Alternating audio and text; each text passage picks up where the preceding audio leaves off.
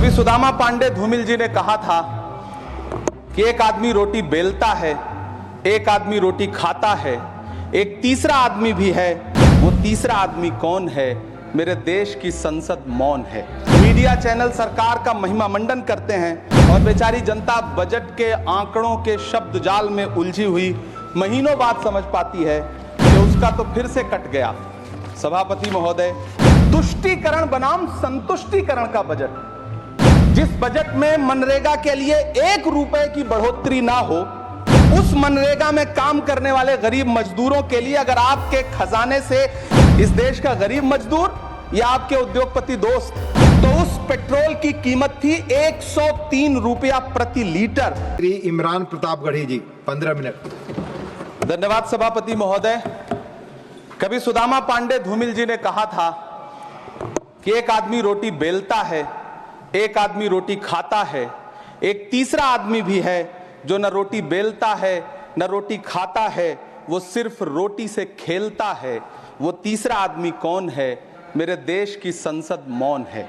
सभापति महोदय, वो भी क्या दिन थे जब संसद में देश का बजट पेश होता था तो देश की सड़कें ठहर जाया करती थीं। रेल बजट पेश होता था तो लोगों की उम्मीदें रेल के डिब्बों की तरह पटरियों पर दौड़ने लगती थीं। पूरा देश धड़कने रोक करके वित्त मंत्री और रेल मंत्री को सुना करता था। अफसोस, अब बजट पेश हो जाता है, मीडिया चैनल सरकार का महिमा मंडन करते हैं और बेचारी जनता बजट के आंकड़ों के शब्द जाल में उलझी हुई महीनों बाद समझ पाती है कि उसका तो फिर से कट गया। सभापति महोदय, पिछले 2 साल अमृतकालीन बजट पेश किए गए और इस बार एक नई शब्दावली गढ़ी गई है, तुष्टीकरण बनाम संतुष्टीकरण का बजट। सभापति महोदय, सुनने में कितना अलंकारिक लगता है ये शब्द। सोच रहा हूं देश की वित्त मंत्री और प्रधानमंत्री जी से पूछूं कि आखिर किसकी संतुष्टि?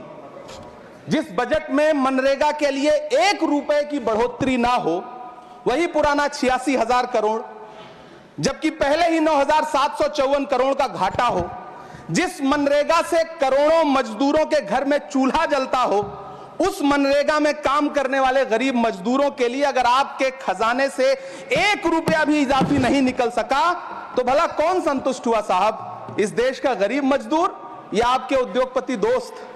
वो जो महाराष्ट्र में लोकसभा और विधानसभा के बीच में 40 लाख मतदाता बढ़ाए गए थे, अरे उन्हीं के लिए मनरेगा का थोड़ा सा बजट बढ़ा देते। क्या उसमें मनरेगा का एक भी मजदूर नहीं था 40 लाख लोगों में? सारे के सारे 12 लाख की छूट वाले से आगे के लोग थे। सभापति महोदय, कल जब वित्त मंत्री जी देश की संसद में भाषण दे रही थी तो वहां मुंबई में कोई गरीब इंसान जब अपनी जेब टटोल करके अपनी मोटरसाइकिल में 1 लीटर पेट्रोल भरवा रहा था तो उस पेट्रोल की कीमत थी 103 रुपया प्रति लीटर। आखिर इतना महंगा पेट्रोल डीजल खरीद के कौन संतुष्ट हो रहा है? इस देश के गरीब लोग या फिर सरकार के चहेते धन्ना सेठ? सभापति महोदय, वित्त मंत्री जी इस बजट को मध्यम वर्ग को संतुष्ट करने वाला बजट बता रही हैं। अरे मैडम, हम आप यहां पर बैठे रहते हैं और वहां बाहर इसी दिल्ली में 1 लीटर दूध, चाहे वो अमूल का हो या फिर मदर डेयरी का हो, उसकी कीमत 73 रुपए लीटर है। इतना महंगा बेच करके कौन संतुष्ट हो रहा है? गरीब जनता या आपके धन्ना सेठ दोस्त? सभापति महोदय, इस सरकार का बाजार और महंगाई पर कोई नियंत्रण नहीं रह गया है। चाहे देश में लहसुन 400 रुपए किलो बिक जाए, टमाटर 100 रुपए किलो बिक जाए, प्याज का दाम सुनकर आंखों में आंसू आ जाए, लेकिन वित्त मंत्री महोदया बजट में महंगाई का मां भी नहीं बोलती हैं। बच्चों की किताब और पेंसिल तक पर टैक्स लगाने वाले सरकार से मैं पूछना चाहता हूं कि आप मध्यम वर्ग का हितैषी बताते हैं, खुद को तो शर्म नहीं आती है? खुद को धार्मिक कहने वाली सरकार भगवान श्री कृष्ण के प्रिय खाद्य पदार्थों दही और मक्खन तक पर जीएसटी लगाती है और बात करती है मध्यम वर्ग की हिमायती होने की। जिंदा रहते हुए जनता से हर चीज पर टैक्स वसूलने वाली यह सरकार कम से कम मरने पर तो लोगों को बख्श देती, लेकिन नहीं, वहां भी लूटना है। अंतिम संस्कार के सामान, अगरबत्ती, धूप बत्ती, केवड़ा जल, चंदन पाउडर, जौ, बताशा, काला तिल, पंचरत्न, कपूर और कफन तक पर टैक्स लेने वाली यह सरकार किस मुंह से खुद को मध्यम वर्ग का हितैषी बताती है? कौन सी संतुष्टि? किसकी संतुष्टि? कदम कदम पर टैक्स देकर लुटने वाली जनता की, या फिर जनता से टैक्स वसूल करके धन्ना सेठों का खजाना भरने वाली सरकार की? किसकी संतुष्टि? सभापति महोदय, 18 अगस्त 2015 आरा का बिहार का ऐतिहासिक मैदान, सजा हुआ मंच, हजारों की भीड़ और सामने खड़े हुए देश के प्रधानमंत्री का भाषण। बिहार के भाइयों बहनों, आज मैं बिहार के लिए पैकेज की घोषणा कर रहा हूं। 50,000 करोड़ कर दूं कि ज्यादा कर दूं? अखिलेश भाई, 60,000 करोड़ कर दूं कि ज्यादा कर दूं? 70,000 करोड़ कर दूं कि ज्यादा कर दूं? 80,000 करोड़ कर दूं कि ज्यादा कर दूं? चलो, मैं बिहार को 1.25 लाख करोड़ का पैकेज दे रहा हूं। 10 साल हो गए सभापति महोदय, वही ढाक के 3 पात। बिहार आज भी विकास की बाट जो रहा है। भाषण आज भी प्रधानमंत्री जी के यूट्यूब चैनल पर सुना जा सकता है। जो झूठ बोल के करता है मुतमईन सबको, वो झूठ बोल के खुद मुतमईन नहीं होता। सभापति महोदय, ये तो राहुल जी का असर है। कौन सा शब्द सर, कौन सा शब्द? झूठ। ठीक है सर, मिथ्या बोल करके, जो मिथ्या बोल के करता है मुतमईन सबको, वो मिथ्या बोल के खुद मुतमईन नहीं होता। ये राहुल जी का असर है। जो मखाना बोर्ड की घोषणा हुई, अखिलेश जी आपको याद होगा, भारत जोड़ो न्याय यात्रा में 30 जनवरी 2024 को बिहार के रंगभूमि मैदान में राहुल गांधी जी का पूर्णिया में भाषण था और उसमें मखाना को लेकर उन्होंने आवाज उठाई थी। ये उनका असर है कि आपको मखाना बोर्ड बनाना पड़ा, वरना तो आप मैखाना बोर्ड बनाने वाले लोग हैं। सभापति महोदय, बिहार को झूठे पैकेज और चुनावी दिलासे देना बंद करिए। आज भी जब कोसी में बाढ़ आती है तो पूरा सीमांचल बर्बाद हो जाता है। मैंने उस तबाही को अपनी आंखों से देखा है। 2016-17 की बाढ़ में अपने इन्हीं हाथों से राहत सामग्री बांटी है मैंने। अगर सच में बिहार के लिए कुछ करना चाहते हैं तो बिहार को बाढ़ से बचाने का प्रबंध करिए। पूर्णिया एयरपोर्ट 10 साल से बाट जो रहा है, घोषणा 2014 में हुई, बन के आज तक तैयार नहीं हुआ। अलीगढ़ मुस्लिम विश्वविद्यालय का किशनगंज सेंटर बजट के अभाव में दम तोड़ता जा रहा है। मैंने पिछले बजट सत्र में भी आवाज उठाई थी। आज फिर वित्त मंत्री जी से अनुरोध करना चाहता हूं, दामन फैला करके, कि अलीगढ़ मुस्लिम विश्वविद्यालय का किशनगंज सेंटर बन जाने दीजिए। आखिर कौन सी नफरत है? यह मुल्क हमारा भी है। इस मुल्क की मिट्टी में हमारा भी खून पसीना शामिल है। हमसे इतनी भी क्या नफरत? रिश्तों की ये नाजुक डोरें तोड़ी थोड़ी जाती हैं। अपनी आंखें दुखती हो तो फोड़ी थोड़ी जाती हैं। सभापति महोदय, अल्पसंख्यक मंत्रालय का बजट काटकर मौलाना आजाद नेशनल फेलोशिप बंद कर देना, प्री मैट्रिक स्कॉलरशिप बंद कर देना, नई मंजिल योजना बंद करना, धरोहर योजना बंद करना। 2024-25 के बजट में माइनॉरिटी मिनिस्ट्री के लिए 3,183 करोड़ रुपए की घोषणा हुई, लेकिन देश को हैरत होगी कि बाद में समीक्षा करके लगभग आधा कर दिया गया, 1,868 करोड़ रुपए। मैं तो सरकार से पूछना है कि कौन संतुष्ट हुआ? इस देश का अल्पसंख्यक संतुष्ट हुआ या आप संतुष्ट हुए? किसका संतुष्टीकरण? सभापति महोदय, मैं प्रधानमंत्री जी से कहना चाहता हूं कि आप ही ने 1 मार्च 2018 को किंग अब्दुल्ला को, जॉर्डन के किंग अब्दुल्ला को मेहमान बना करके इसी दिल्ली में एक कॉन्फ्रेंस में कहा था कि मैं मुसलमानों के एक हाथ में कंप्यूटर और दूसरे हाथ में कुरान देना चाहता हूं। कंप्यूटर देने की बात तो छोड़िए, पढ़ाई के लिए जो स्कॉलरशिप मिल रही थी उसको भी छीन लिया आपने। किसको संतुष्ट करने के लिए? हम समझते हैं इस साजिश को। आप माइनॉरिटी मिनिस्ट्री का बजट काटते काटते एक दिन मिनिस्ट्री को ही बंद कर देना चाहते हैं। वो जहर देता तो सबकी नजर में आ जाता, सो ये किया कि हमें वक्त पर दवाएं न दी। सभापति महोदय, मैं तो वित्त मंत्री जी से पूछना चाहता हूं आपके माध्यम से कि शायद आपको पता ही नहीं है कि गृहस्थी चलाने वाली एक गृहिणी की मुश्किलें क्या क्या होती हैं। आपने कभी सोचा भी नहीं होगा कि जब वो किचन में सब्जी बनाने के लिए कढ़ाई में तेल डालती है तो उसके साथ उसके आंसू भी गिरते हैं। सभापति महोदय, शायद उन्हें पता भी ना हो कि एक छोटी सी गाड़ी और एक छोटे से फ्लैट का EMI भरने के बाद इस देश का एक गरीब इंसान जब अपने बच्चों की फीस भरने के बारे में सोचता है तो उसे कितनी खुशियों का गला घोंटना पड़ता है। शायद उनको पता भी नहीं है कि फसल बेच करके बिटिया की शादी का सपना सजाने वाला किसान जब अपनी फसल बर्बाद देखता है तो कितनी रातें सो भी नहीं पाता है। सभापति महोदय, शायद वो कभी इस पीड़ा को समझ ही नहीं पाएंगी कि परिवार के किसी एक सदस्य को कैंसर जैसी बीमारी हो जाए तो घर और जमीनें गिरवी रख उठती हैं लेकिन इलाज नहीं हो पाता।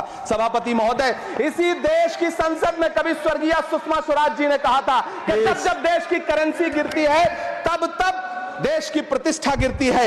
एक तरफ कोलंबिया जैसा छोटा सा देश और उसके प्रधानमंत्री गुस्तावो पेत्रो खड़े हैं, जो कोलंबिया के नागरिकों को हथकड़ी लगाकर लाने वाले जहाज को अमेरिका बैरंग वापस लौटा दे रहे हैं, और दूसरी तरफ हमारे प्रधानमंत्री जी खड़े हैं जो बेड़ी और हथकड़ी लगा करके लाए गए बेटों के अपमान पर एक शब्द नहीं बोल रहे।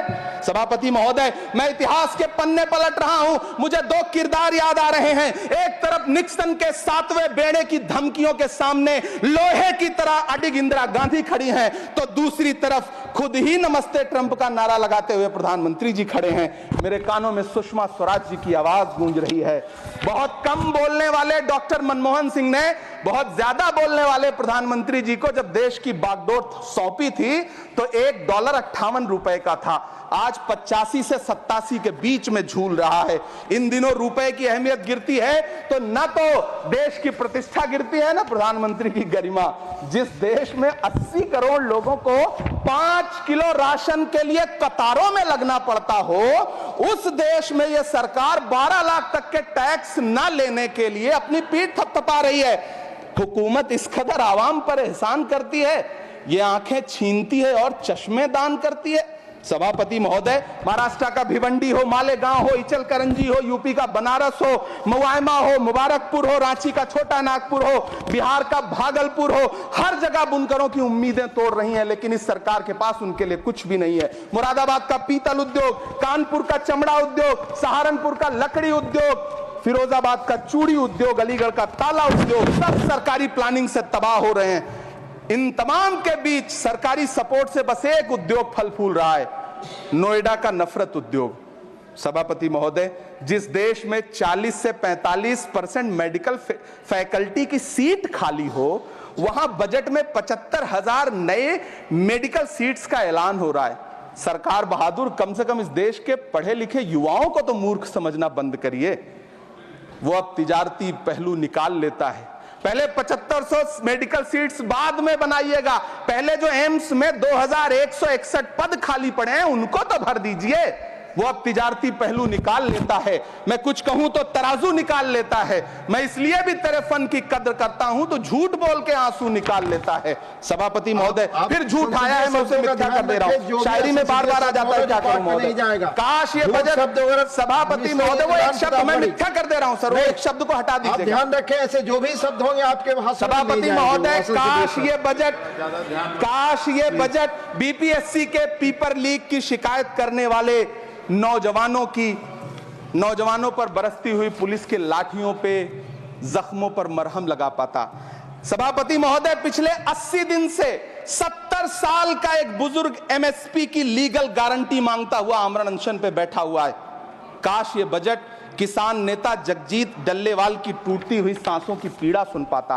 काश ये बजट प्रतियोगी परीक्षाओं की तैयारी के लिए दिल्ली, कोटा, पटना, अहमदाबाद जैसे शहरों में, इलाहाबाद जैसे शहरों में किताबों के साथ गल रहे युवाओं के सपनों को जिंदगी दे पाता। काश ये बजट वंदे भारत के सुनहरे विजुअल के बजाय देश की गरीब जनता को कुछ और पैसेंजर ट्रेनें दे पाता। काश ये बजट सीनियर सिटीजन को ट्रेन टिकटों में मिलने वाली रियायतें वापस लौटा पाता, जिनको सरकार ने कोविड के नाम पे छीन लिया था। काश ये बजट किसानों की राह में कीले नहीं बल्कि कालीन बिछाने वाला बन पाता। काश ये बजट सरकारी मालिकों को यह समझा पाता कि नेहरू को कोसने से अर्थव्यवस्था नहीं सुधरेगी, उसके लिए डॉक्टर मनमोहन सिंह साहब की अर्थ नीति अपनानी पड़ेगी। पिछले 11 साल से नेहरू जी को कोस रहे हैं, आखिर कब तक कोसिएगा?